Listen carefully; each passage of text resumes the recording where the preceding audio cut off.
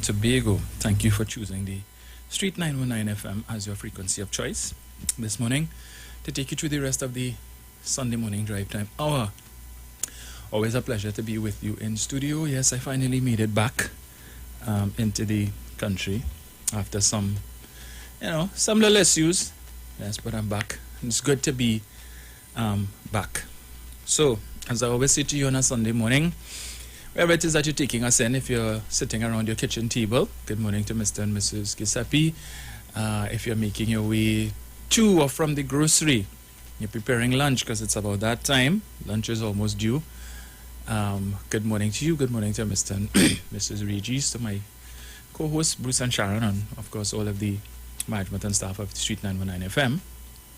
To Ms. Tunapuna, good morning to you, as well as Mano. Morning. Uma and Olga, morning to you. Morning again, Angie.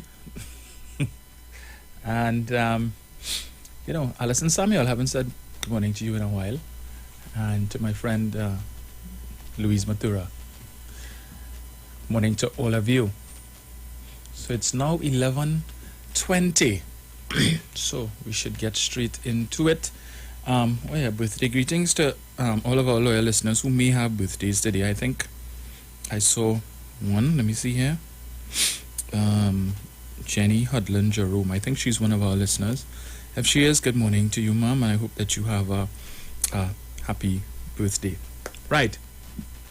So last week, we had someone call in. A gentleman who identified himself as being neither PNM nor UNC. But he expressed his view that this is the current PNM administration is the worst government ever, that they've done nothing in the 6 years that they've been in office, that there's nothing to show for the money and that has been spent, and all we get is just scandal after scandal. The roads are in a terrible condition. Money that we are spending money to import fuel when we had a refinery right here, and we could have been saving that foreign exchange and so on, and that the refinery was also generating foreign exchange. Now, this claim that this administration has done nothing for the time that they've been in office since 2015 is not the first, second, third, fourth, fifth time. We've heard that.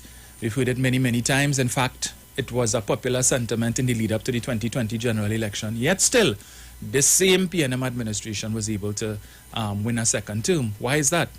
If it is that the government has done nothing for the past 6 years, that they're the worst government ever, how is it that they were able to secure a second term? There are those who will say, well, it's because of the work that they did with respect to COVID. Really?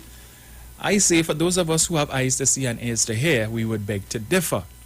And so, as I promised, for the next few Sundays, I intend to treat with the issue of some of the things that the administration has done in respect to the last 6 years.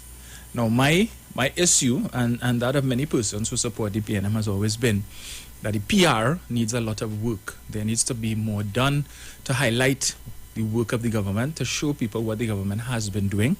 But on the flip side of that, there is need for ministers to make themselves perhaps more available, to share some information or insight with respect to the inner workings of their ministries, so that people can understand that if they feel or believe that the ministries are not working, that they are not doing what the people expect them to do, if there is a reason why this is so, why they're not delivering as the people expect, and it is because of financial challenges or otherwise, then you need to let the people know this, right? Because in the absence of that, this view, this narrative that the government isn't doing anything will continue to persist. And there are people who will continue to latch on to that. So, for instance, I saw where, in light of the fire that took place on New Year's Day, because of that lantern that burned down the houses in, wherever, I forget the name of the place there, right? Quarry Street, leaving some 20 plus persons homeless. And the government, the Attorney General, would have moved swiftly to bring about proposed legislation to deal with the importation of fireworks and perhaps even the banning of fireworks. And people who have been advocating for this for many years, when you so want to hate the government, And that when the government actually does something that you have been asking for years, and you want to criticize it, it speaks volumes as to how disingenuous and dishonest some people in this country are. So I'm reading this morning in the newspaper where Joel D'Souza, who has been an animal rights activist for many, many years and has been advocating for, the banning of fireworks, given the impact that it has on dogs and in particular, whenever there is occasion for mass use of fireworks. She's critical of the Attorney General, saying that, the Attorney General's announcement about bringing this legislation to ban fireworks is just a ruse, and it's just to be a distraction from all the other important things that are happening in the country. And she doesn't think that this Attorney General is serious, because this is the same Attorney General that brought legislation to change how a police commissioner is selected, and to take away from the Police Service Commission the ability to hire a private firm to do recruitment and so on. I mean, really? You have been advocating for this for years. You're getting it now. But you so don't like Faris. And you so don't like Keith Rowley and the PNM, that you want to criticize something that you have wanted for the long time. You're getting it now and you have an issue with it. Right? That is entirely the extent that people would go to hate on the government. So far less, or far more rather, for persons who will choose to conveniently deny the things that the government has done. So I want to start with about 2 or 3 things today that have always stood out for me, that I've always spoken about. Some that I feel are more prominent and more evident than others, so that if anybody wants to say the government has done nothing, these are some of the things that will show that you're being dishonest and disingenuous. Right? It's either that or you're living under a rock. First of all, I've always made the point, right? When the People's Partnership left office in 2015, the personal allowance was $60,000. What did that mean? What does that mean? It means that anybody earning over $60,000 per year had to pay taxes. 25 cents on every dollar that you earned over $60,000. Right? Since this administration came in, they increased your personal allowance not once, but twice. From $60,000 under Kamla Prasad Bisesa to $84,000 now. What does that mean? It means that anybody earning, for people who earning over $60,000, so between $60,000 and $84,000, who are paying taxes under Kamla Prasad Bisesa, if they earned over $60,000, these people no longer pay taxes. PAYE, that is. They no longer pay as you earn. Income tax, if they earn between $60,000 to $84,000. But under the People's Partnership, they were paying. In fact, if you were earning $84,000 a year under the People's Partnership, you would have had to pay $6,000 a year in taxes. $6,000 a year in taxes. Right?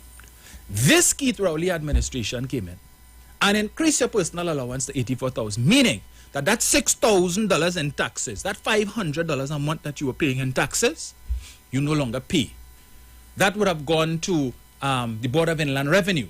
But thanks to Keith Rowley and his administration, you get to keep that $6,000, right? So that's $6,000 less you're paying in taxes.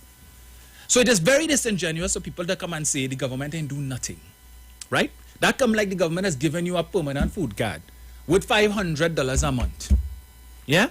Permanent. Because as long as I've never seen a situation where a government has reduced your personal allowance. It's always been the other way around, that they increase it. And I wouldn't be surprised in the least if before 2025, you get another increase in your personal allowance to reduce your tax liability. It means that the government is foregoing at least $6,000 per year from each person earning between 60 to 84. And everybody who is earning over 84,000, same thing. That is an additional $6,000 in disposable income in your pocket every year that you did not have between 2010 to 2015. So the government gave you money. But all I always like to jump on the bandwagon to talk about, oh, this government is a taxing government and all they're about is tax, and they only want to tax the people and tax the people. They gave you tax relief. No kudos for that. No kudos for that. How many times did Kamla Prasad Bisesa as Prime Minister increase your personal allowance? I don't know how many times in the 5 years? 0 times. None. But you love Auntie Kamsen and you hate Keith. Put money in your pocket. $6,000. You know what you could do with $6,000? Could travel, that's round trip 2 times to Miami and back, and you have spending money too. But I just talking from my perspective because I love to travel, right? You could do that. Yes, you could travel to New York. That $6,000 could do that for you. It could pay your car insurance. It could pay so many different things. That's $500 more in your pocket every month that you would have been paying to BIR. But no kudos for that. All right? Fine. That's all right. Let's move on. This administration, thanks to this administration, the Tobago Sea Bridge now has 5 functioning vessels. Not 1, not 2, 3, 4, 5. 4 passenger vessels and 1 cargo vessel. And tenders have gone out to get another cargo vessel, one that the country will own rather than us having to lease. Okay? Now, for the first time in this country's history, the Sea Bridge has had so many vessels. First time. Not under Eric Williams, not under Chambers, not under Robinson, not under Manning. Right? One time, well, Mr. Manning was the one that introduced the fast ferries. And it's instructive to note as well that while all they like to lash the PNM and talk about the PNM was in power for 40-something years and what they do and 2 oil boom and all of that, just remember it was under the PNM that fast ferries was introduced to this country. Not under the NAR, not under the UNC, not under the People's Partnership, under the PNM. So when all they want to knock the PNM for what they ain't do, please give them some sort of kudos for what they did do now. But you know, you all choose to ignore those things because we are about what? Hating them. Yeah, that's what we are about. 4. Now that particular accomplishment, to my mind, is significant because of the context, or when we look at it in the context of what this administration met on the Sea Bridge when they came in 2015. What they met was 1 cargo vessel, the Superfast Galicia, and 2 passenger vessels, the Spirit and the TNT Express. Right? Both those passenger vessels were in dire straits. One was in the high dependency unit and the other one was in ICU.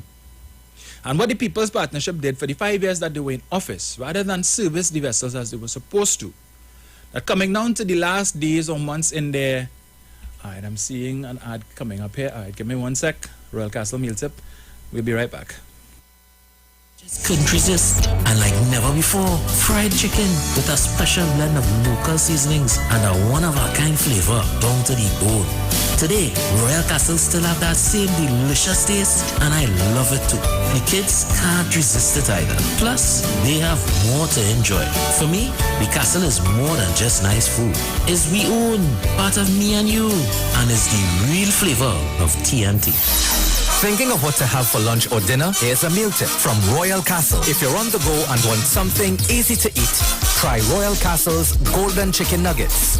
Enjoy these golden, tender, and tasty bite-sized treats of 10 pieces of nuggets, 1 side and a 16-ounce soft drink with your choice of honey mustard or barbecue sauce. And not forgetting the kids. The Castle has a kids nugget combo too, of 4 pieces of nuggets, 1 side and a 16-ounce soft drink, and our nuggets are made with the same delicious local flavors that we're famous for. It's the Royal Castle Golden Chicken Nuggets. Our culture, our taste. What goes in is a local something that makes it all taste better. It's the flavor of our culture. Come from here, come from there, and everywhere. It's the special flavor that's made us savor at the Royal Castle. Welcome the Royal Castle. Royal Castle. Flavor to the bone. Royal Castle. Taste the very own. Royal Castle is the local something that makes it all taste better. Taste the unique flavor of our culture at Royal Castle. That was today's meal tip from Royal Castle.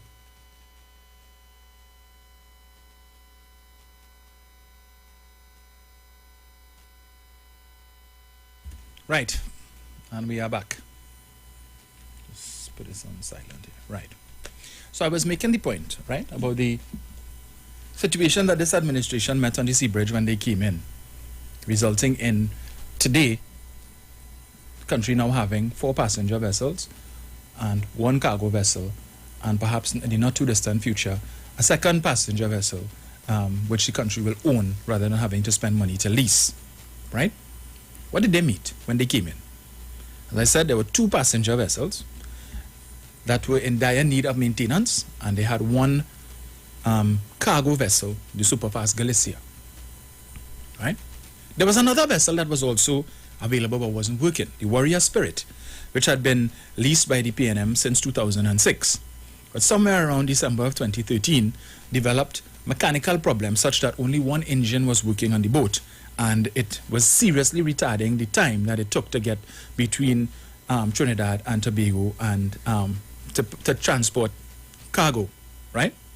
Apparently, in its wisdom, the People's Partnership, when they came in, decided to take, I think it was a 3-year or so charter party agreement, right? So they leased the vessel for about 3 years or so. And because it had to be renewed. And in doing so, when the vessel developed problems, mechanical problems, and it was only running on 1 engine, and it was causing issues on the sea bridge, they retained the services of Nairi Alfonso to look at the charter party agreement and advise the Port Authority as to whether or not they would be able to exit from the charter party agreement. And unfortunately, they could not do so. So what happened? They found themselves having procured the Superfast Galicia, paying for 2 boats in US every day. But only 1 vessel was operating, which was the Superfast Galicia, and the Warrior Spirit was parked up there. And we, the taxpayers of this country, were paying US dollars every day to have this vessel parked up until the charter party agreement expired in August of 2016. Right? Yeah, that was the Great People's Partnership, what they did. And what they did as well with respect to the passenger vessels, rather than ensure that these vessels were maintained properly, every time the vessels were supposed to go on dry dock, they would access the extension or deferral of the dry docking.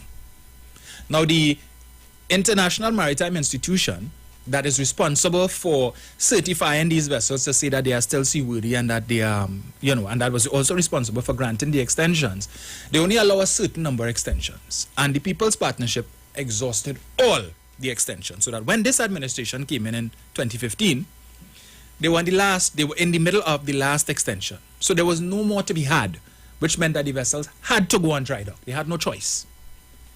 And when one was sent on dry dock, and it was supposed to be, I think, 6 months or so, 3 months or so, it was supposed to be down, and then it ended up being down for something close to 9 months, so 10 million or so had to be spent because of the state of disrepair that the vessel was in. And so there was only 1 operating, which I believe was the Express. And unfortunately, that one was not salvageable. And so when the Spirit came back on into service and the Express had to go its turn, and it was determined that it would cost far too much money to bring this one back, that it was just parked up there, and the government was looking for a buyer, which they eventually found last year. I believe the vessel was sold for some $3 million US. Unfortunately, as it was making its way to Europe, it sank. Right? As I tell you how bad it was. It was against that backdrop that the government found itself in this situation, having to scramble now to find a vessel or vessels to service the sea bridge because it was being significantly impacted. And then we know the whole hullabaloo that happened with the Superfast Galicia and so on, and the government it was claimed that the government sent back the Superfast Galicia because they wanted to give their friend and family and financiers contract to bring in a vessel, and the whole thing with the ocean flower and all of that bacchanal. I'm not going to go into great detail on that because it's available to be read. The entire report, the Motor report, is available on social media, on the internet. You just need to go on Google Motor report and you will see it there. It's very, very interesting read, where you read about how Nairi Alfonso, who was brought in by the Port Authority as an attorney to review the charter party agreement with respect to the Warrior Spirit, somehow she ended up, and she was on that review committee, somehow a company that is affiliated to her ended up winning the bid to bring in the Superfast Galicia. But the party, the UNC party, that always seems to know about conflict of interest as it pertains to this administration. When they were in office, they didn't know what conflict of interest meant, right? They didn't know that. So here it is that you have an attorney sitting on the committee that is responsible for evaluating the bids, the tenders that came in to provide a cargo vessel, and her company, tendered and were able to win. Right now, that matter is now before the court. So we will see how that plays out. But this administration went above and beyond to try and find a vessel or vessels to fix the problem, right? So what the People's Partnership was trying to avoid by running down the 2 passenger vessels to the ground to avoid having to inconvenience the sea bridge, this administration did not have that facility of extensions, of extending the amount of time until the vessels went on dry dock to give them time to be able to find a vessel to lease to replace the vessels that had to go on dry dock. Didn't have that time. Between 2010 to 2015, what efforts were made by the People's Partnership to procure a 3rd passenger vessel, to lease a 3rd passenger vessel, to provide support so that they could have sent one or both of the other passenger vessels on dry dock, so that the government, when the PNM came in, they wouldn't have had that problem. What did they do? Kamla Persad-Bissessas have said countless times, have always loved to boast that her administration had the highest energy revenues in this country's history. The highest energy revenues in this country's history. And I have to repeat it, because there are those out there who like to talk about the PNM was in office for how much years and they had 2 oil booms. Well, the 2 oil booms that the PNM had and the money that they got in those 2 oil booms didn't compare to the money that Kamla Persad-Bissessas was able to get when she was Prime Minister. All right? So she had the mother of all oil booms. And how was that money spent? What lasting legacy did we get? You want to say that they built the Cuba Hospital? Well, guess what? That was built on borrowed money. Right? They borrowed over $1 billion from the Chinese to build that. So that didn't come from the oil money that we got. What else did they build? The Aquatic Center, the National Cycling Center, that was borrowed money too. Right? Borrowed money. So when the caller will ask, let's say, well, all that money spent and where it went and we want to be seen nothing fit, I would ask you, tell me something that the People's Partnership built with the oil money, the energy revenues that came into the country. What did they build with that? What? Please, tell me. Because I'm at a loss to try and figure it out. But we're not talking about that. We're talking about what this administration has done. So as I said, 1, 2, 3, 4 passenger vessels now.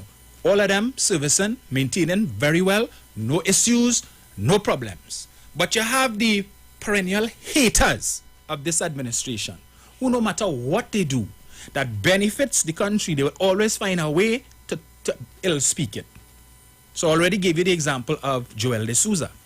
Now remember when the first of the 3 new passenger vessels came, the Bacchanal that we was getting, the Pushback, the Galleon's Passage, we had the man who is now the Deputy Chief Secretary of the THA, then PSA President, telling you that he has documentary evidence to show that the Galleon's Passage was a whole boat operating in some river in China, and that when the vessel gets here, there's only one engine will be functioning. And he has documentary evidence to that, and he will bring it up to this day. We never see that documentary evidence yet. And when it comes, he's going to race it on its maiden voyage to Tobago. He's going to race it in a pirogue. We're still waiting for that race. What happened to that? The vessel came here. All engines were working. We never heard anything further from Mr. Duke on that matter. We never saw any of the documentation that he claimed to have that would prove that the vessel was a whole boat from since donkey or long working wherever. Never see it.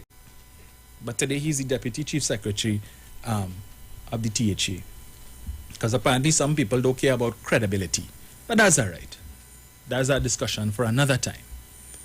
Now, it was always said that the vessel had been ordered by, I think, some company or somebody in Venezuela. It was supposed to have gone to Venezuela, and then something fell through. They didn't have the money to purchase it, as the case may be, and it became available. This government purchased it.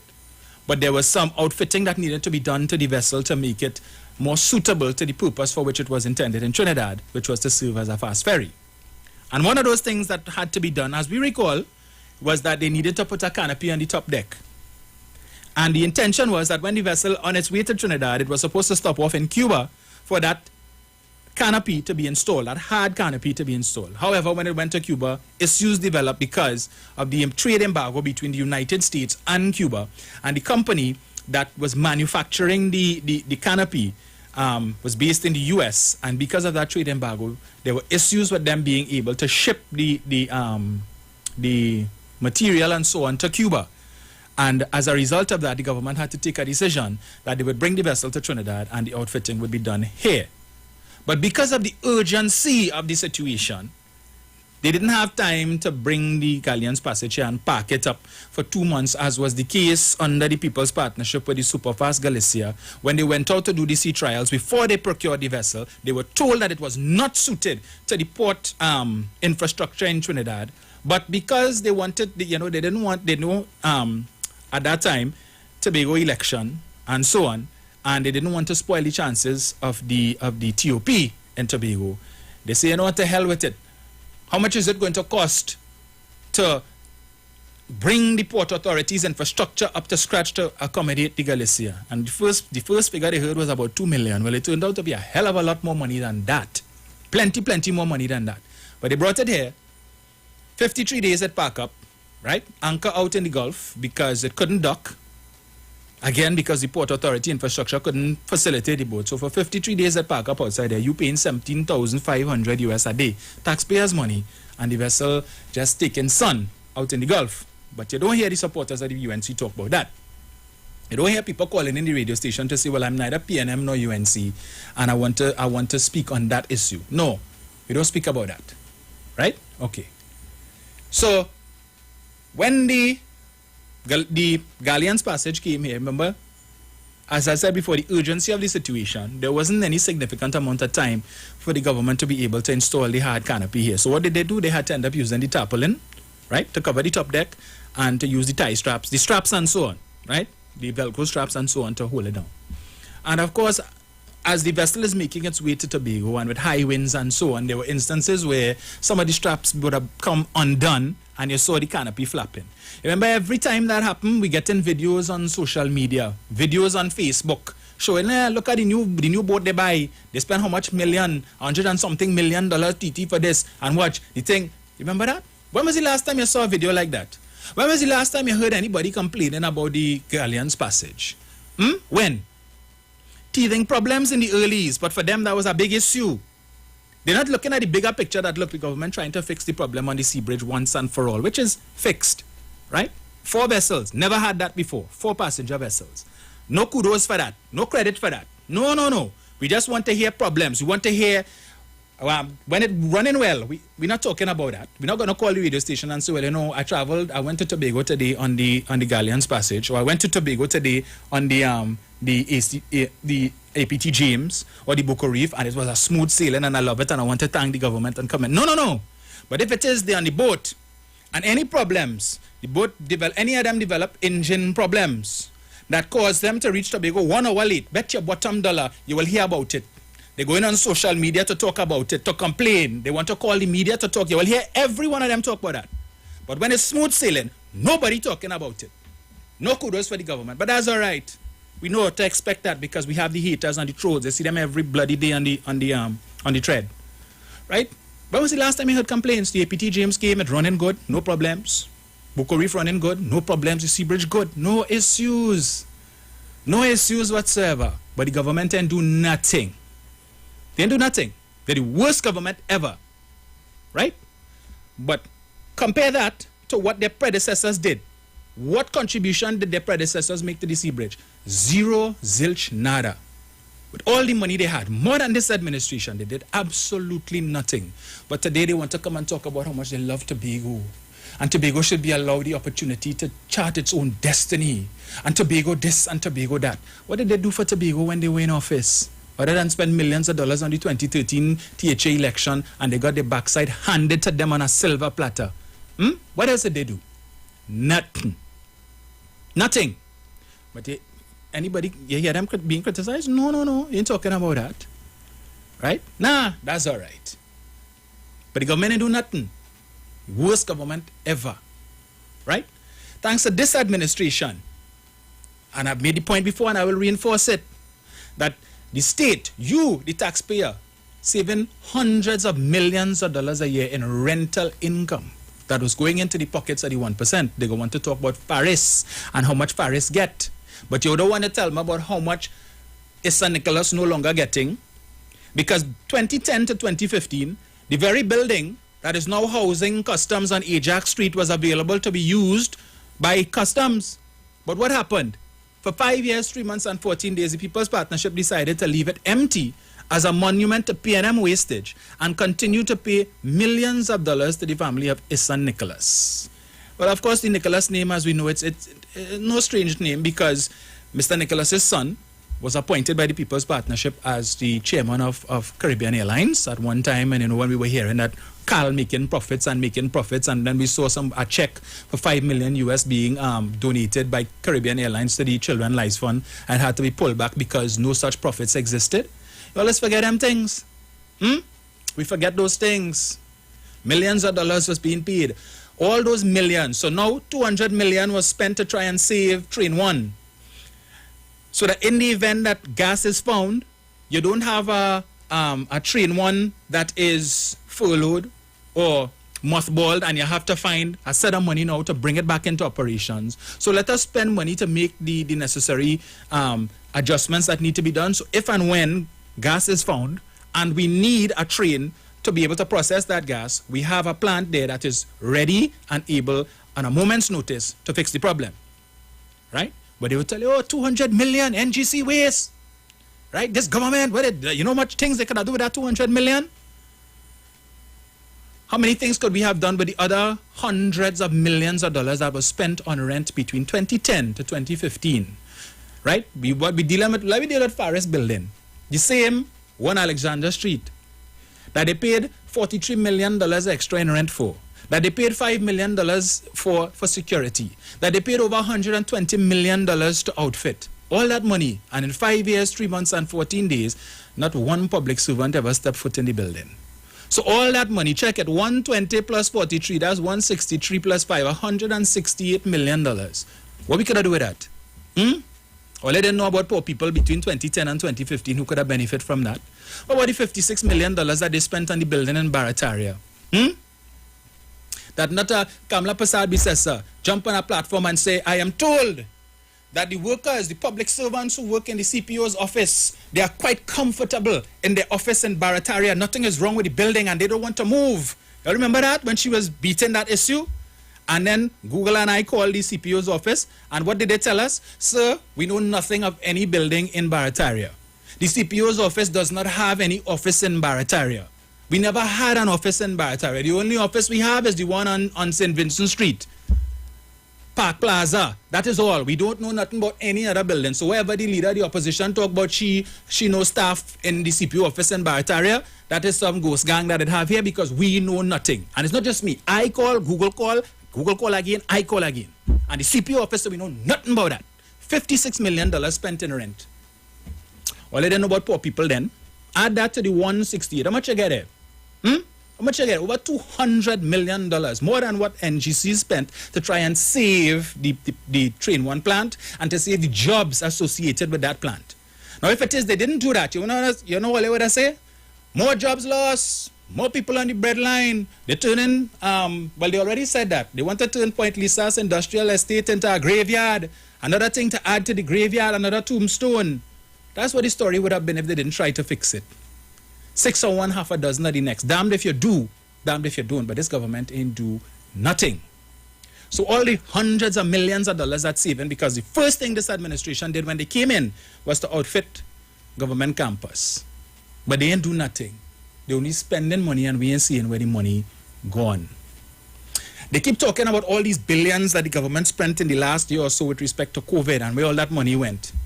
Well, ask all of the taxpayers, all the people who were sitting down waiting for their tax returns to 2 and 3 years, who received their tax returns that they were waiting for all these years. I could speak to it because the government was owing me my tax returns for 2 years, and I got it in April last year when the Minister of Finance, Coleman Burt, came and he said, look, we want to provide some sort of financial support and relief to some of the citizens.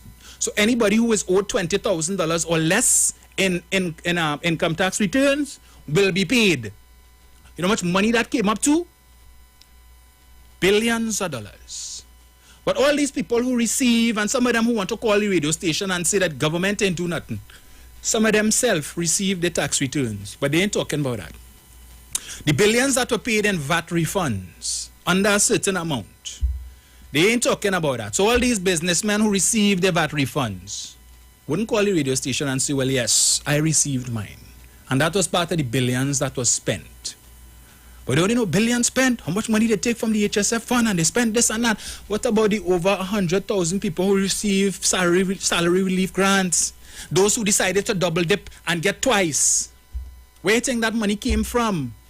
Where it came from? But we want to know money spending and we ain't seeing the money, where the money gone and all of that. Because you don't want to know. Because it's nicer and sweeter to latch on to the propaganda and the old talk.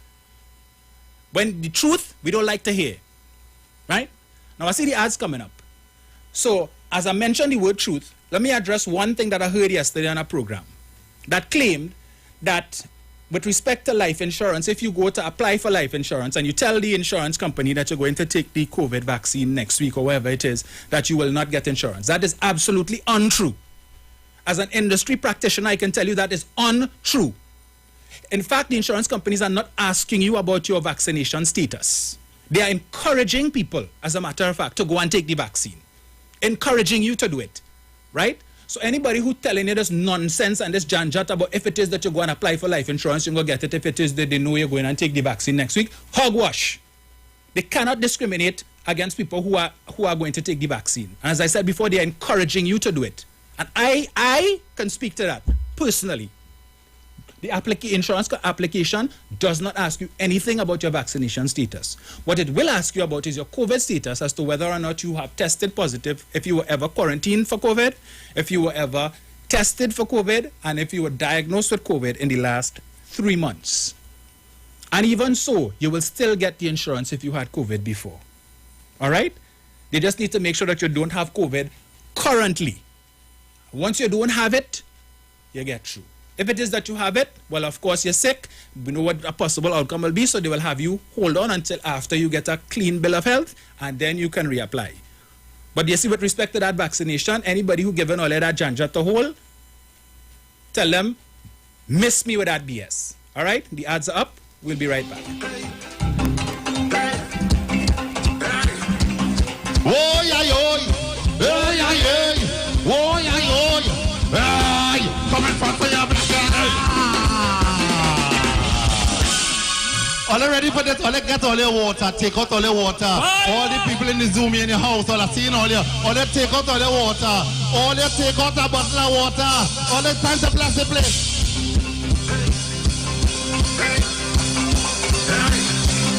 Oh, yeah, oh, yeah, yeah. Oh, yeah, oh, come and fight for your blessing. Come and fight for your blessing. You want a blessing. Come and fight for your blessing. I am blessed. Father bless me. Oh, Father bless me. Come and fight for your blessing. Come and fight for your blessing. You want a blessing. Come and fight for it. I am blessed. Father bless me. Oh, Father bless me. Raise the hand if you want a blessing. Raise the hand if you want a blessing. Raise the hand if you want a blessing. Raise the hand if you want a blessing. Raise the hand if you want a blessing. Raise the hand if you want a blessing. Raise the hand if you want a blessing. You have to have faith. You have to have faith. You have to have faith. In the Lord, you have to have faith. You have to have faith. You have to have faith. Everybody, come. Come and fight for your blessing. Come and fight for your blessing. You want a blessing. Come and fight for your blessing. Sing. I am blessed.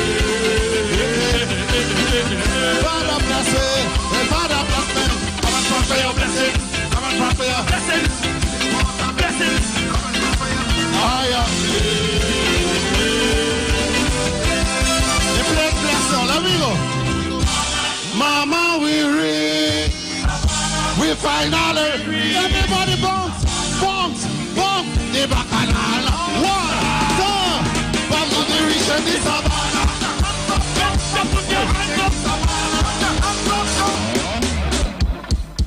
Them tune a donation tune. You can't sing them tune there yet. Well, let the light build up a little more. Let the donations build up a little more. Give me a B flat, please. Give me a B flat, please. Just a B flat. In the meantime... Simpsons Memorial Limited, number 63 Eastern Main Road, Laventille. Internationally accredited funeral directors and embalmers. A full-service funeral home serving families of Trinidad and Tobago and internationally since 1945.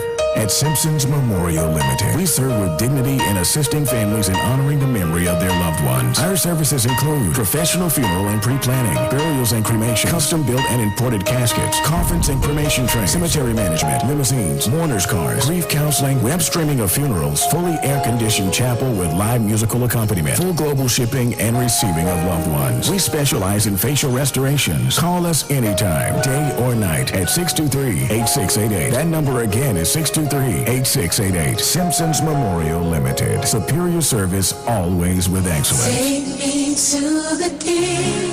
I don't have much to bring. If you're experiencing pain, constipation, headaches, poor blood circulation, high or low blood pressure, diabetes, cancer, swollen or darkened feet, come visit us at Health and Wealth Lifestyle, located at 73 Eastern Main Road, Barataria, opposite Eastern Credit Union. We at Health and Wealth Lifestyle offer a wide range of services. Come and experience our new 3D analyzer, which allows you to have a look inside your body. We also provide live blood analysis, iridology, ionic foot detox with foot soak and foot massage, aquatherapy, full body massage, and organic supplements on sale such as Nano Silver, Nano Zinc, Body Light, cold pressed sesame oil, and more. Health and Wealth Lifestyle, located at number 73 Eastern Main Road, Barataria, opposite Eastern Credit Union. For more information, call 275-8359 or 288-1108. Join Nicole Huggins for Health and Wealth Lifestyle every Monday from 9:05 a.m. to 9:55 a.m. right here on the street 919 FM. Join Pastor Kelvin Heinerine and friends for The Way, The Truth, The Life Radio Ministry, a Church of God ministry, live on the street 919 FM from 6 p.m. to 7 p.m. This and every Sunday on the street 919 FM. Jesus said, I am the way, the truth, and the life. No man cometh to the Father except through me. John chapter 14, verse 6. For further information, contact 686-3845, 349-5178, or 342-7303. Tune in to the Street 919 FM every Saturday from 7 p.m. to 8 p.m. to listen to the live Temple of Restoration, Pastor Curlin and the team. The Temple of Restoration is located at number 12 Endeavor Road, Chaguanas, opposite the Curep taxi stand. For more information, contact 488-4413 or 777-8691. The Temple of Restoration, where Jesus changes lives. The biggest one-stop store is doing it once again this Christmas season. It's Charon's. Yes, Charon's for Christmas. Get the latest design and patterns of exclusive rugs and vinyl. Also our brand new toys such as Transformers, drones, WWE wrestler stars, remote control cars, all sizes of helicopters at ridiculous prices, LED Christmas lights, and amazing Christmas decorations. Also at Charon's One Stop, lots of gift items. It's Christmas like never before. At Charon's, everything is going cheap, cheap, cheap. Also, check out the latest women's wear. And while you're there, you can pick up some storybooks for the kids for the season. Remember, Charon's is cheaper this Christmas. Also available are unique items such as household decor and ornaments for your home. Charon's will be open on Sundays until Christmas. So hurry now to Charon's this Christmas for all your Christmas items. At Charon's, 3 locations. Eastern Main Road, San Juan. Eastern Main Road, Tunapuna. Ground floor, Trin City Mall, Trin City. Every item you need in one place. Charon's is cheaper this Christmas, so shop now. Hi, what's up, TNT? This is Wayne Johnson out of Brooklyn, New York. I always wanted to do something back home, and we're going to be doing our gospel segment on Mondays from 10 p.m. to 12 midnight. That's 10 p.m. to 12 midnight on 91.9 FM. Listen what I want you to do. Spread the word. Spread the word, TNT. Salvation, full and free. Salvation is for everybody. Mondays from 10 p.m. to 12 midnight. That's 10 p.m. to 12 midnight on 91.9 FM. Police, good day. Officer Best Price here. Johnny Q Auto Parts Division? Yes, sir. I'm here to investigate an assault on batteries. Excuse me, sir? Is it true you have batteries selling for $488? Yes. Power Master, Optima, Vata, and Megastar batteries. So I could buy a battery for $488? Yes, sir. For cars, trucks, and boats. Backed and distributed by Massey Automotive. Which part? Right here at Johnny Q Hardware and Auto Parts Division, 15 Arabita Avenue, Woodbrook. And our new Johnny Q Superstore, located at Lowlands Mall off Claude Noel Highway in Tobago. You could call 60 Tools. Alright, thanks boss. Nama. Granny, do you have $488 to lend, man? Tune in to the Street 919 FM every Friday from 9:15 a.m. to 9:30 a.m. with Kingdom Health Services, situated at number 125 Eastern Main Road in Tunapuna. For the program, Health and Healing, merging the old with the new with Mr. Brent Diet. For more information, call 318-7471 or 484-0141 or 360-4100. It's all about Kingdom Health Services on the Street 919 FM. Share the live. Share the live. The Street 919 FM on Facebook and Instagram. Share the live. Iowa George on Instagram. Share the live. Iowa TV and Street TV on YouTube. Share the live. The Street 919 FM.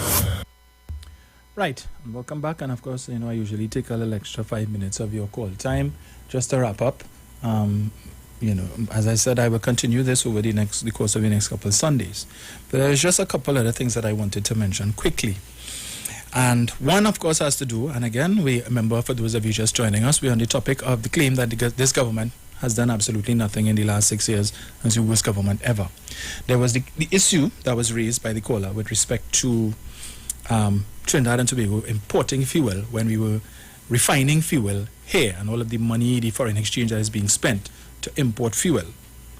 And I wanted to reinforce the fact that while we are in fact spending money to import fuel, the fact of the matter is that when we were refining, while the Petrotrin refinery was up and running and we were refining or making fuel here, the fact of the money is that the fact of the matter is that the foreign exchange was still being spent to import 100,000 barrels of oil per day, at least 100,000 barrels of oil per day, which was being refined to produce the fuel that the refinery was selling.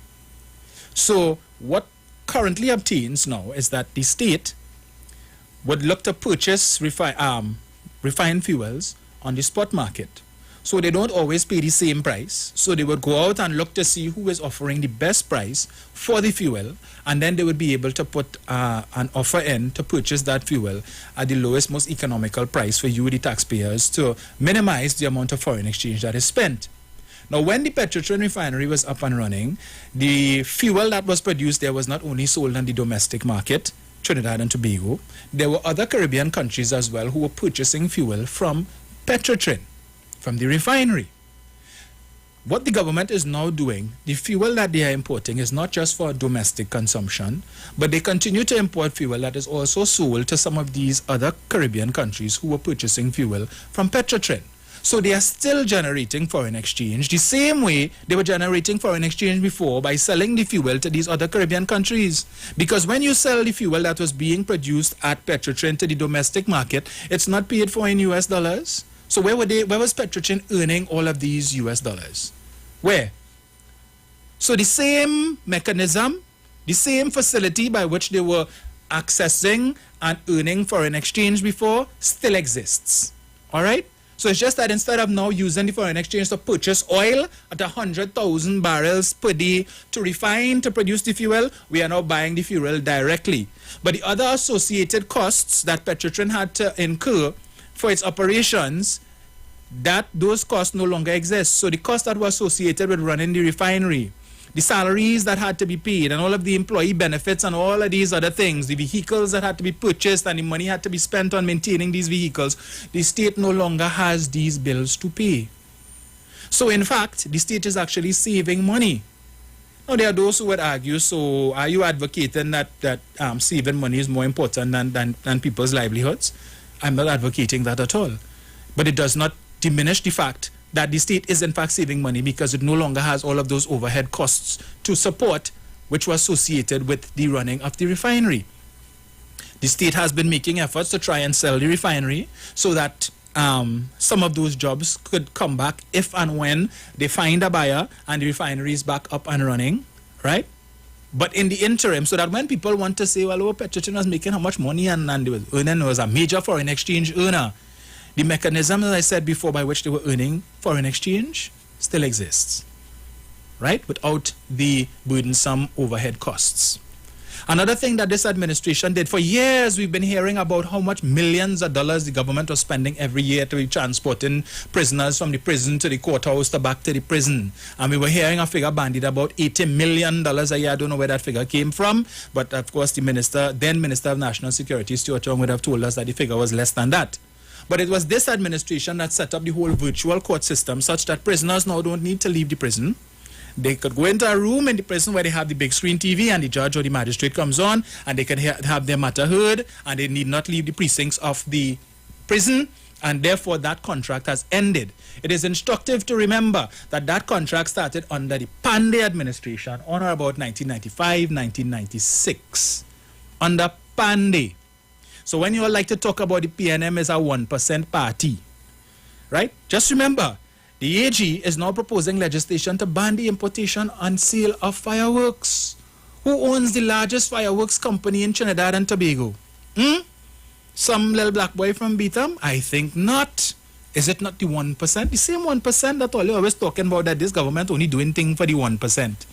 But they've taken millions of dollars in rental income from the pockets of the 1%. And now they're proposing legislation that would further dent the pockets of the same 1%.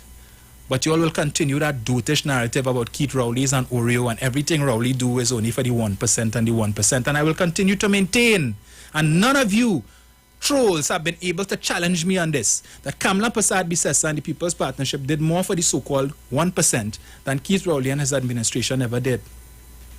Challenge me on that. They were the ones who choose to leave the waterfront empty and the government campus empty and continue to rent and continue to renew leases that they would not talk about and spend millions of dollars in rent and putting that money in the pocket of the 1%. It was Kamla Persad-Bissessar who threw a big lavish event for the same 1% at the Diplomatic Center and spend your taxpayers' dollars for them to eat, drink and have a good time. How many all she invite? All who love her up so much and she's the mother of the nation. How many of you all did she invite to partake of your taxpayers' dollars that was spent to provide food and drink, the best of food and drink, to the so-called members of the 1%? How many events did she have for persons of other races at the Diplomatic Center? How many? And did she spend that same type of money? But Keith Rowley is the Oreo, and Keith Rowley is in the back pocket of the 1%. I've seen many pictures, the same 1% that she knocked in a couple years ago when they had the Diwali event, and Somakal, Guardian Media Limited, had a Diwali event, and the managing director of Guardian Media, Nicholas Sabga, was there. And she all up in Nicholas' grill, smiling and hug up and want to take pictures and so on. The same 1% that she always lambasting every opportunity that she get. Where the pictures of Kid Rowley hugging up the 1%? Wait. You see, but all you like to, when you are like couture and bacchanal and wouldn't do your research and would come on social media and on the radio and talk nonsense, and the facts would bear out a totally different story. But it's unfortunate that you don't have sufficient radio talk show hosts who will come and bear out the facts and will only come to support that foolish narrative because they ain't get nothing from the government and they feel that they should have get. Or what they were expecting to get, they didn't get. So they will want to come now and talk that dotishness. But the millions that being saved, how much money was taken out of the pocket of Mr. Sabga Abood? When last you see amalgamated trucks speeding down the highway with a convoy of 5, 6, 7 trucks? When last you see that?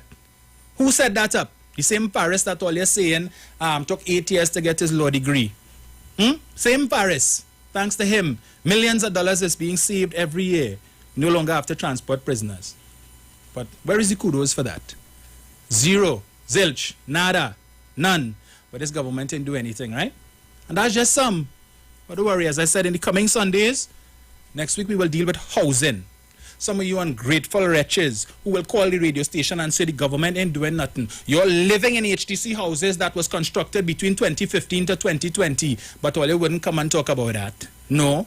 You're living in some of the same very housing developments that the People's Partnership abandoned, that was started under Patrick Manning. Napoyo Court in Malabar. Verfort in St. James. Real Spring in Valsayn. All of these that were basically completed. 5 years, 3 months, and 14 days, they left it abandoned. Right? And when this administration came in, they wasted no time in continuing these housing developments, so much so that all the units that were abandoned were repaired and distributed and more constructed. But you're living in these very units and so disingenuous and nasty, you will say that the government hasn't done anything in the last 6 years. And I'm talking about the caller because, you know, he seemed to be genuine. He said he's neither PNM nor UNC, but let's be fair, sir.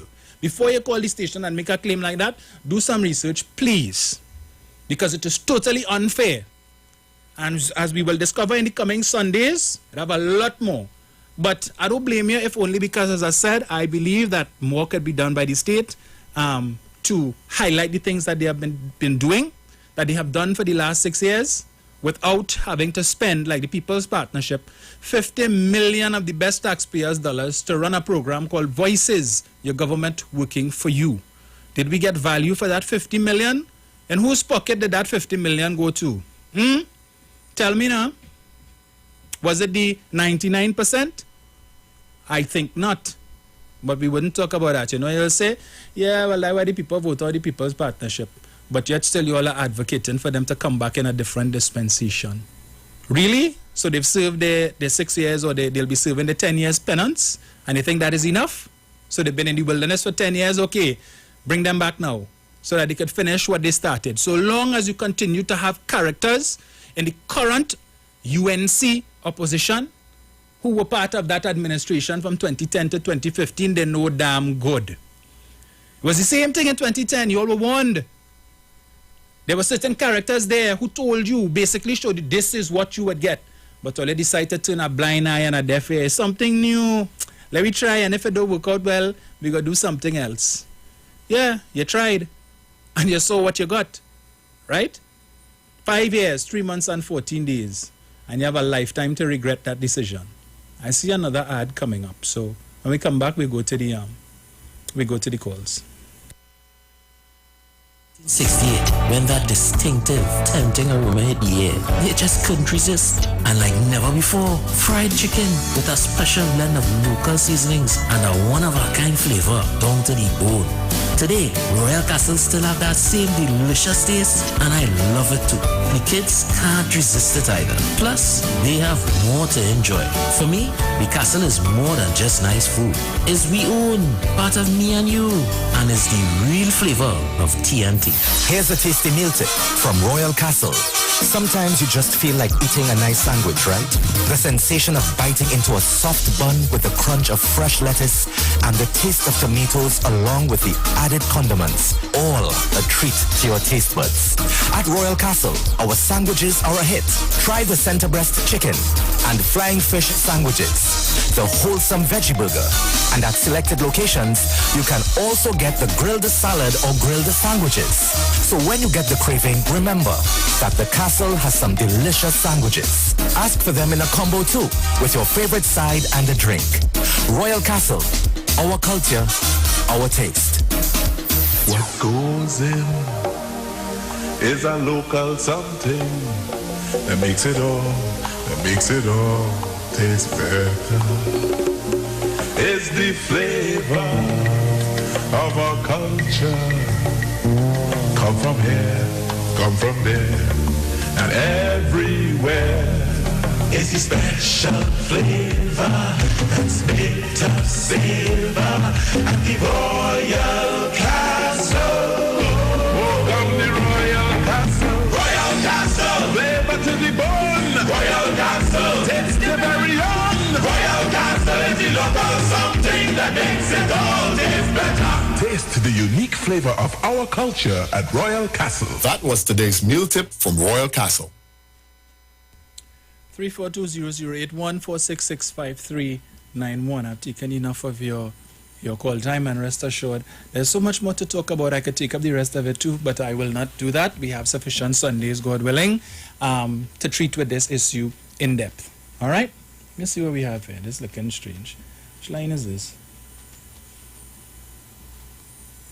Okay. Let's see here. Hello, good afternoon. Hello?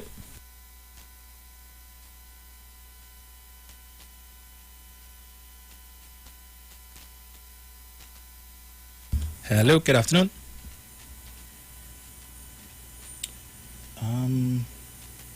Why am I not hearing?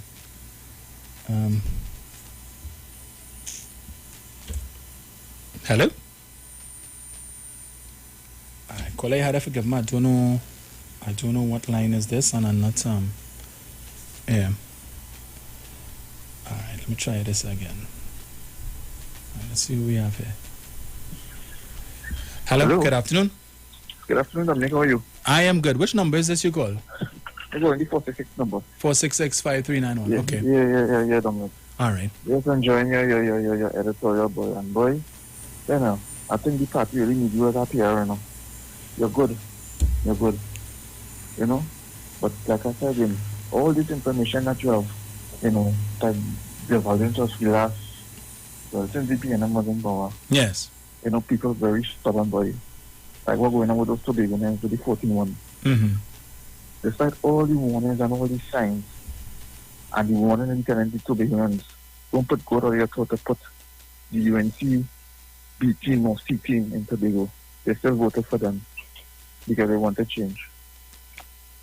All the diatribe that they tell them about all the things that the PNM and the mantra saying that the PNM did nothing for donkey years. People still want to go back to anti-yellow to vote you back. But I am waiting with better to see what will the outcome of the local election will be like. Yes. You know? Because let me tell you something. What I see in Tobago, and him from Palu saying that he wants to contest all the seats in Trinidad, it reminds me of a green man some years back who was contesting the seats. Yes. Remember? I know you work with the green man already. Yes. But there's another guy who's also green too. So I get a sense of deja vu all over again now. Remember that Green Party was basically an offshoot of the UNC as well. Yes. So, Dominic boy, you have a thing. I wish you could have blocked some of these trolls at them, but the trolls cannot join the viewers now. Because the type of comments I'm reading with these trolls and them, like George Wilson, Ashford Legaton, and all these so-called names that I never seen before. You're seeing the true colors. Insane troll logic. It doesn't make sense at all. And then I see one of them talking about they had to get rid of the health minister because they ain't doing enough to fill in the deaths. It's up to us. The government not enough the vaccines are available. It's for all you to take the jab on us to control the deaths. So what happened? We moved the government for the general election. You think Kamala could do a perfect job with this COVID situation? I don't know, but Dominic, but people are in real delusion, you know. Yes. There's some serious delusion. Things are not going to go back to normal. That is the reality. Dominic, boy, you have a thing. It's hard, you know. It's hard. And like somebody says, apparently African people, we really have a price on the head, boy. It's a sad, boy. No matter thing. The Indians, the other races know who they support and they hold them thing, but we as African people, we just switch sides easily, boy. It's hard, boy. It's hard. And I see what going on there because no the food they could do it in local. Well, I know about the general election. Well, come down during December thing. Let's see what happens in local government election. Let's see if all you want to change the PNM in Port of Spain, Martin, and see if the UNC will hold on to the Sandy County Regional Corporation. Yes. If that is what all they want. Dominic, boy, you have a good day, boy. It's hard, boy. It's hard. After this 14-1 thing, I realized that African people have a price. Boy, it's sad, boy. Those who are here go feel. You have a good day. Have fun.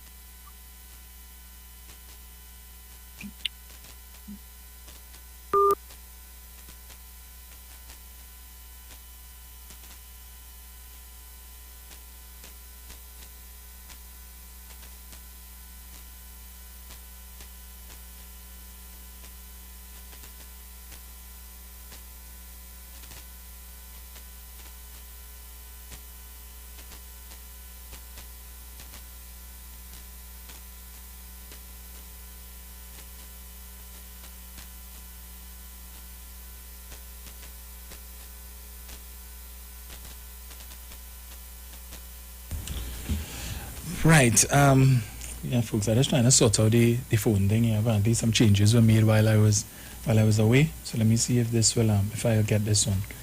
Hello, good afternoon. Dominic. Yes, sir. How are you going? I am good, and yourself? Just listen as usual, right? Nice. I have something because since 11, tell you the experience of pandemic in this world. Ever yet experience? No. A pandemic I'm talking about? No. Right. That is one. Number two, in the last 100 years, knowledge was more manually. Why the years grew? 50, 60, 70, 80. Yes. Technology, the knowledge advanced where they step into computerized. Yes. And getting a cure will be faster. Yes. Right. I listen, I don't know what he called, but I listened Dr. Springer yesterday. Yes. I said, what? I will hire Dr. Springer, boy. Are you making joke? And everything I just was writing what Dr. Springer said. Yes. I said, I had to go and do some research, boy. This is the greatest I ever hear.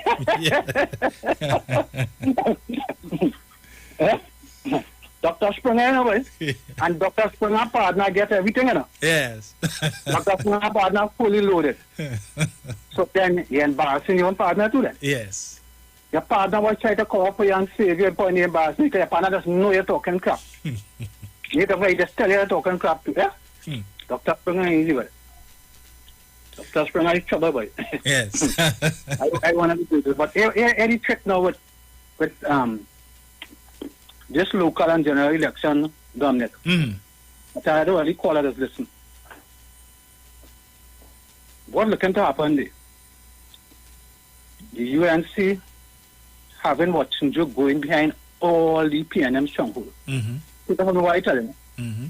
You hear you only talk about the east story, you never talk about the central and south and whatnot. Correct.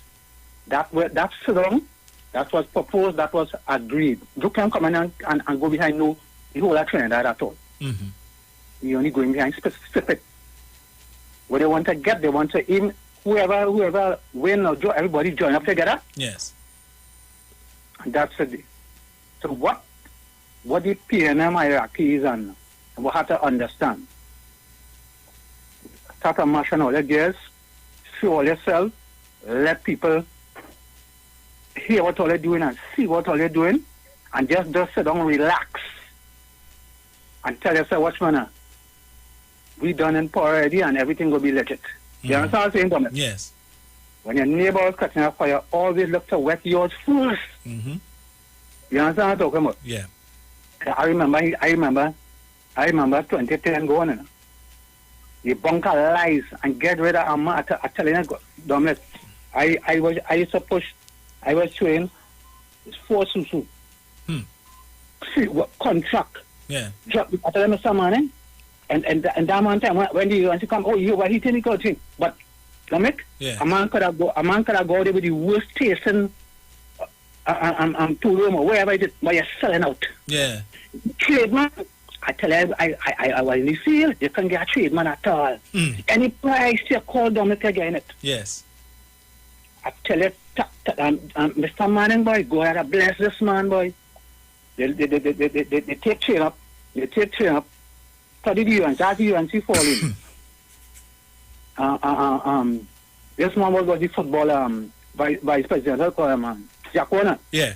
He said the government was overeating and spending too much money. And he couldn't stop done. Everything dropped right down.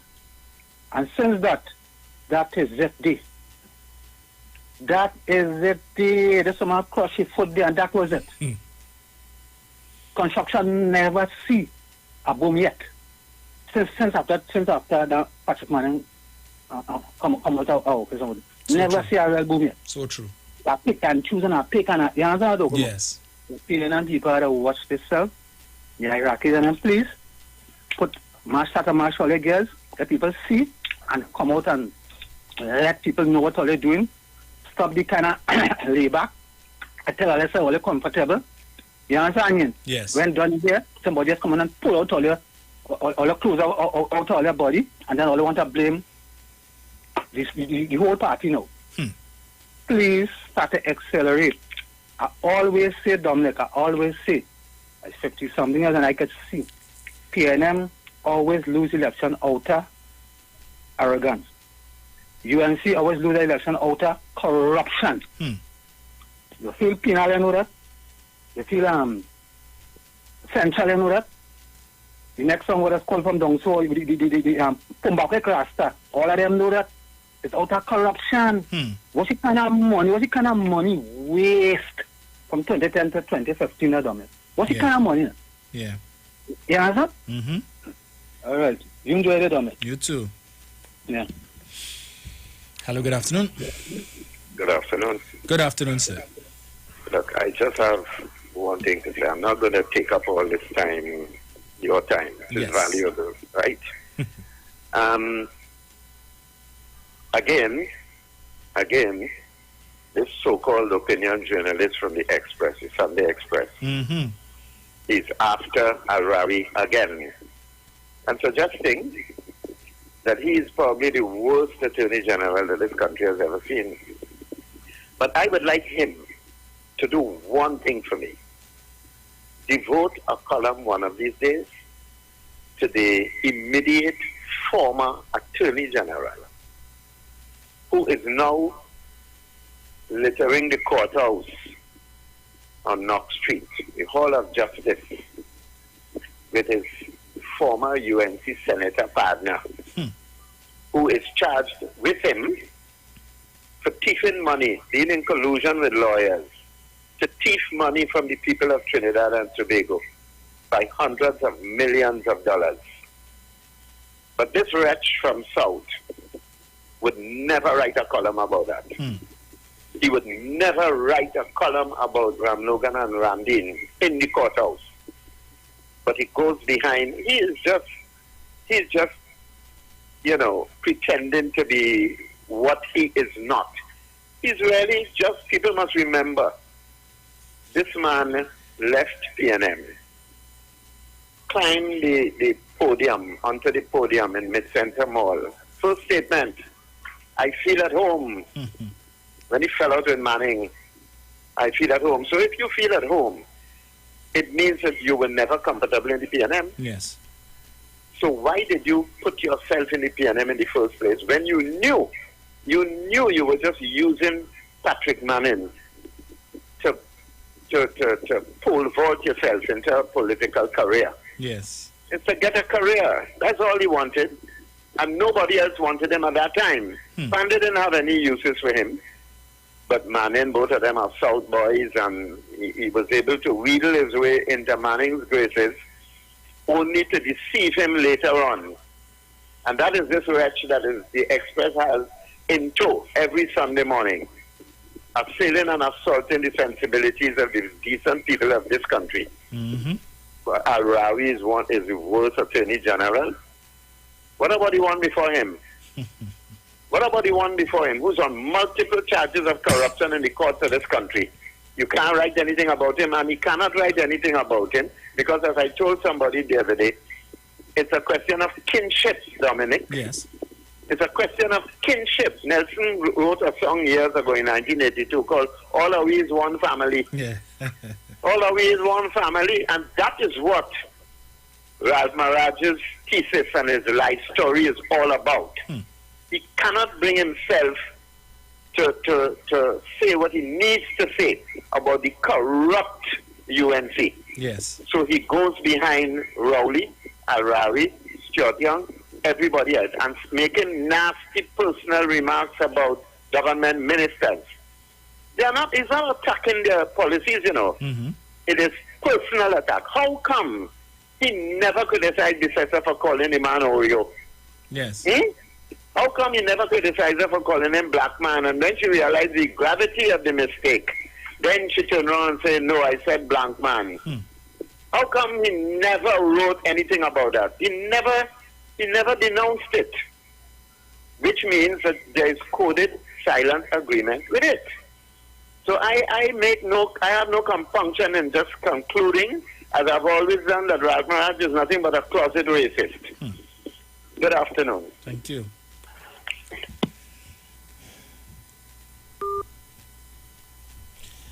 I have to check out that column today, so I'll buy my Express when I leave. Hello, good afternoon. Yeah, good afternoon. Good afternoon, sir. Wow, I get through, buddy. Yes, I got you. Merry Christmas, Happy New Year. I know I miss you. I miss you. You know, this was going to be 4 hours, because we call us need at least 2 hours. Yes. And you need at least 3 hours. But, you see, if I was an alien from space, as I always say, right now, I would have seen the PDP. Watson, Duke, and Farley is both Prime Minister and President of this country, because that is what is being presented in the media morning, noon, and night. You understand? Yes.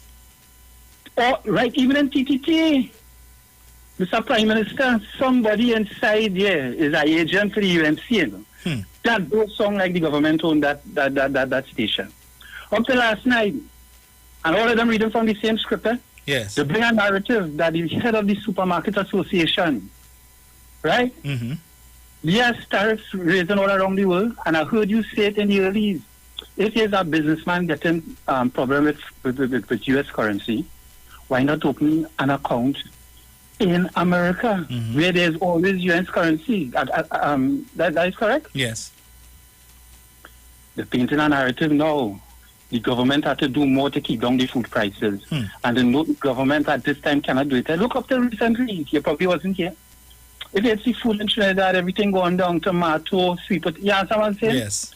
You don't see that in you. All you're here now, the prices of food going up. And what the government supposed to do, this and that, yeah, what happening? Yes, the government probably has certain other things to do, but the real problem we have with agriculture in this country is that the majority of the people who are involved in agriculture don't see it as a service. They see it as a business. Yes, yes. Right? And once we don't understand that, we can't reach nowhere. Mr. Manning had mega farms. What to close it down for? For no reason but politics, straight. Right? The UNC and them, they keep the meetings in temples and masjids. Right? I'm taking off my shades now, although I don't wear none. Right? I could put my head on a block. It has no Baptist church, no Pentecostal, Seventh-day Adventist church, where it is a regular custom to have political meetings in it. There's all serious and we don't understand. 99% of certain people will never support a government like the PNM, whether they do good or right. Yes. Right? That's the problem Dr. Rowley has, because the UNC, the ULF, the DLP, whatever way they present themselves to you. Now, I'm saying this with the knowledge, I am blaming all Indians, and some of the best ministers we have in this country is in our government. Right? So it's not our Indian bashing thing, but it's reality we have to deal with. The UNC and the DLP and the ULF is all about empowering Indians. Non-stop. While the PNM always comes with a national agenda to empower everyone. Now I hear a black man balling, why? Because you guys were all the black leaders teaching all their victimhood. A white man never do me nothing. All my enemies in the side I have was people looking like me. You know what I'm telling you? So when you have people only telling you that the white man is your problem, you need to encourage them victimhood. Ras. Watch what the people around here, other ethnicities do to pay attention to education, whether it is vocational or academic. They pay attention to family life. You can't afford different children for four children for 4 different men. There is a culture and a tradition in our community. These are things our leaders have to point out to us instead of only talking about government and government and government. And before I go on, I think I want to say, if the UNC was the government in this present time, one, this political leader in the PNM and opposition would get together and let the world know that, hey, we had to put aside politics. We had to do it for the best. And everybody would understand why it is the UNC that get away with murder in this country. And yet still making headlines for criticizing the government's handling of the COVID. So I'm telling you, PNM could do what they want. It has nothing with PRO, the media against blackness and PNM and whatever. Although PNM is a black party, but they do promote good news. They always try to keep certain people away from the highlights, right? And it's not the PNM give the Pacific to China. It's not the PNM got the biggest contract, $7 billion to build a highway from Point 14, but it started from Pina, and it never reached half and all the money done. It is not the PNM. It is not a minister in the PNM, brother, that renewed the contract for a bankrupt company, right? It is the PNM what get back $1 billion in taxpayers' money, right?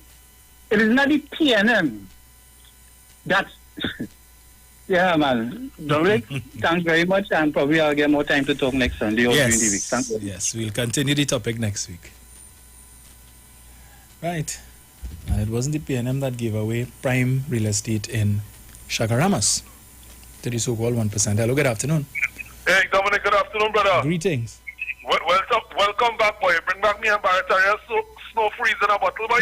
Yeah, man. Yeah, we passed it with on Marvel. Me and Barataria. Watch me. That's the best contribution I have from my brother there. Yes. And I'm very good. Dominic, it has nothing to do with no PR. Dominic can hear you. And this way you are challenging activists. Dominic, I went in my hometown yesterday in St. James. I left Chaguanas went in my hometown. That's my hometown. I passed exactly on the same street when I check our brethren, moms who passed, where the fella got killed last night, the pharmacist. Right. I passed exactly after many years. Was it the Dominic, PNM could do what they want. The reality is, on the ground, people want money, they want corruption, they want freeness. Yes. And the only vote that's up for grab is the African vote and the undecided mixed community, which votes always move since 1981. It was created by Carlson Phillip and Ferdy Ferreira in 81, and it's about 150 to about 200,000 floating voters and African voters that move from places to place. UNC is 18 seats sure in the bag. So Watson Duke has dropped on the corridor. They have dropped in there because watch me, this whole thing, mastermind, Dominic, I have seen this over and over again. And this is our activists to be real, because a lot of activists know the truth. Alright? I'm not against anybody that benefiting directly or indirectly. I'm not that kind of person. But I'm saying we have to be honest. And they know the African vote is that because of our life structure, my brother no talk, we are easily swayed and encouraged and influenced, right? For trivial things. While 18 seats are short in the bag. You know what UNC part, my brethren called me and tell me like the election, at the election day because he opened, you know, he tell me, Tobago save all here. UNC is 3 seats away, 3 marginal seats away from governance, you know. Yes. Their voter base don't move. Since 56. And that's the reality. There's no PR. It has to do with black, how me and you look at one another, and black people can't do nothing good enough for one another. And any time your black brother or your black sister try to say, let me sacrifice and put we head down. Nah. Time to kick him out and get rid of him. No government has governed in a pandemic in 100 years. All governments is unpopular all over the world. All governments. I watch it last night, Germany, all over, Dominic, all over the world. Governments are unpopular. And then you have the trade union, those so-called Marxist guys and them, all of them ganging up. Because they're fetish. They have a fetish, you know, Dominic. Go feel it's only we are the fetish. Their fetish is a lavish lifestyle, you know. The same thing they're criticizing. Also the cars they drive. The credit card, the limit on the credit cards. So the plan is, they hate the PNM, get up here Eric Williams, while my people to end here we join other people to cost the PNM and we own. Yes. Because that is the game. The game is here what's going on. I deter you away from not going and vote. There are bread and butter issues on the ground. I'm not saying no, there are bread and butter issues. And while we hold in we corner here, and we run and take the whole hog. I see this over and over from 95, come straight up the road. And it has nothing to do with PR. It has to do with how African people, men and women, look at one another and the respect we have for one another. And as I say, when it's time for us to say here, let me be thrifty. Let me hold in one another corner. There what's going on. Let me try. It's a trying time for Dr. Rowley. It's a very lonely time for him. He's a human being. Nah. Let me kick him down. And if you know what tell me, you know what we say? You don't want a lady, you know what she said? He's a dog. We want Dominic. Yeah. And go. All of them is dog. Dominic boy, you telling me about my people? Boy, Dominic boy, enjoy your evening, boy. You too, sir.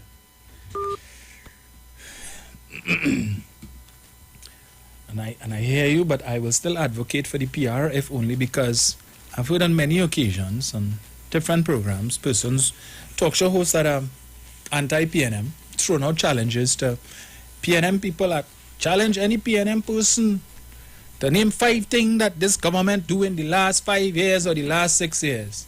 And unfortunately, not too many PNM supporters have been able to rise to the occasion. I could take one more. Hello, good afternoon. Good afternoon, Mr. Dominic. Good afternoon, sir. You see, when you bring reality, you still want fiction, you know. Yes. You read out every single thing because as a senior Dominic, I gamble, yes, play poker, and no man could have bluffed me if it was a senior. Yeah. You must read the cards. And if you could explain a situation from 2015 till now, and people still saying the government ain't doing nothing, I don't know what they want.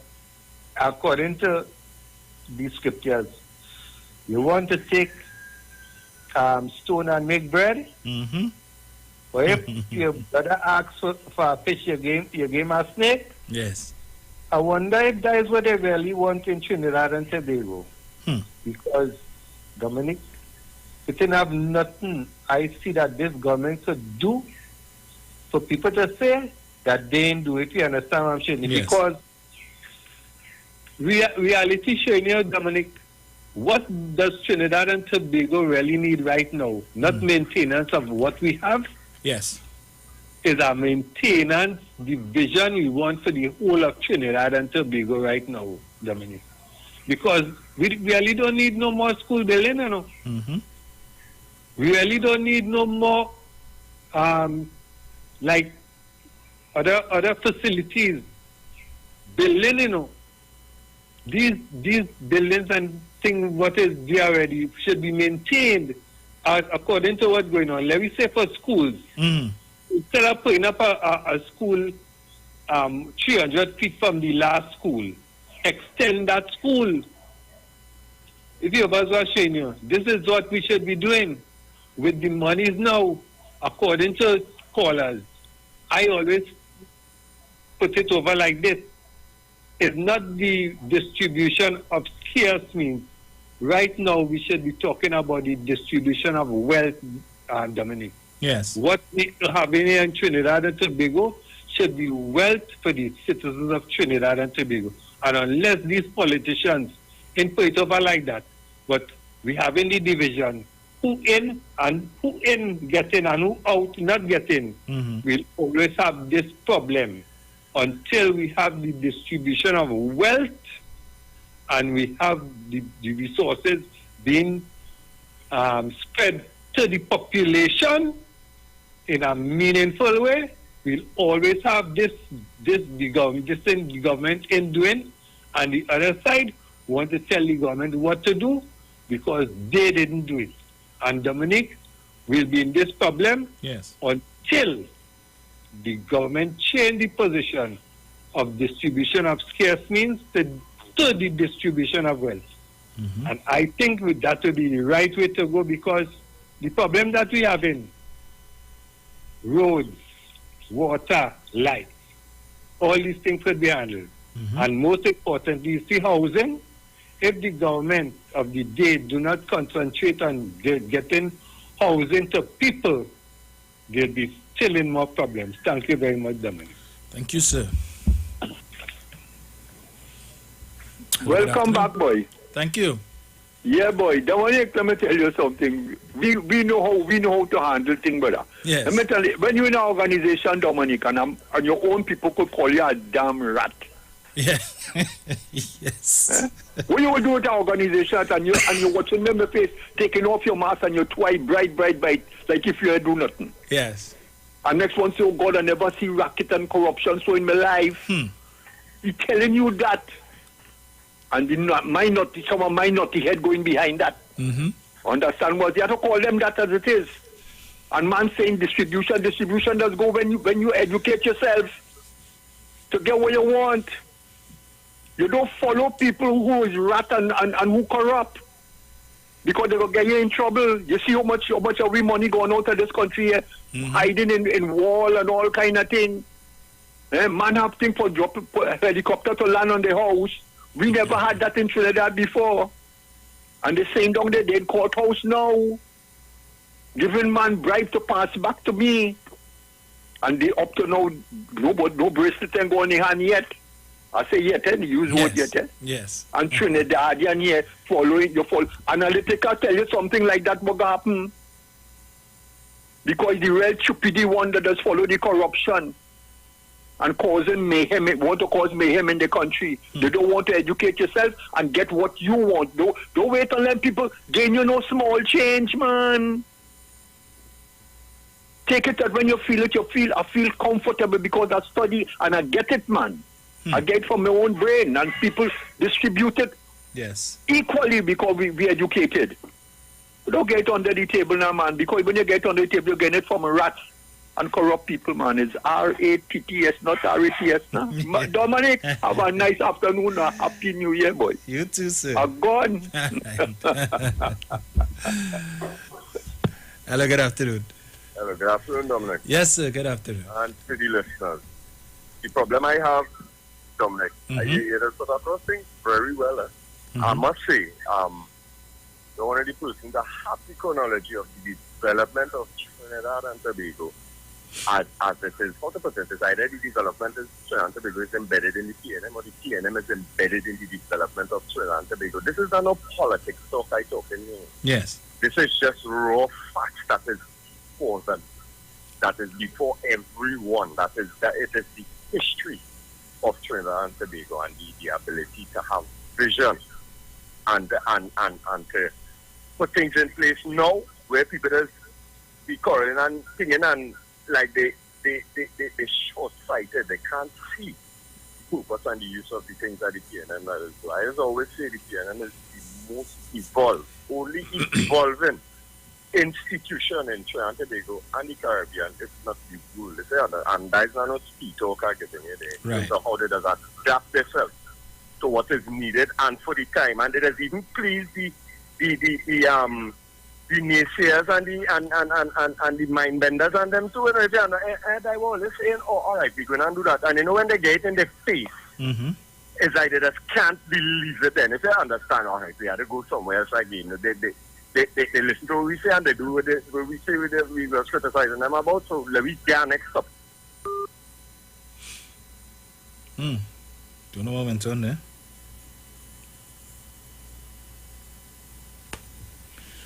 All right, I may have time for one quick one. So let's see who's going to be the lucky candidate. 3420081 4665391. The last call dropped there. I don't know why. Yeah. So some good points were made today. As I said, we'll continue over the course of the next few Sundays discussing the things that this administration has done. Hello, good afternoon. Good afternoon, 91.9 The Street. Yes, it is. Dominic, good afternoon. Good sir. afternoon, sir. I now tune in this morning. What is the topic today? I was just discussing, well, last week someone had said that this government is the worst government and they haven't done anything in the last 6 years. So I was pointing out some of the things the government has done. A new government coming. Do you think they had the experience to deal with COVID that such as this government have to? Good point. Yeah. Do they have the equipment to deal with health as you come in, man? So wherever what up, my call Robert and Precious Friend. Yes. Yeah, I'm a call 91.9 the street, right? And God bless Brother Iwer George for giving us a say in your. So what is the name of your program there, Mr. Dominic? Cooking with Dominic on a Sunday.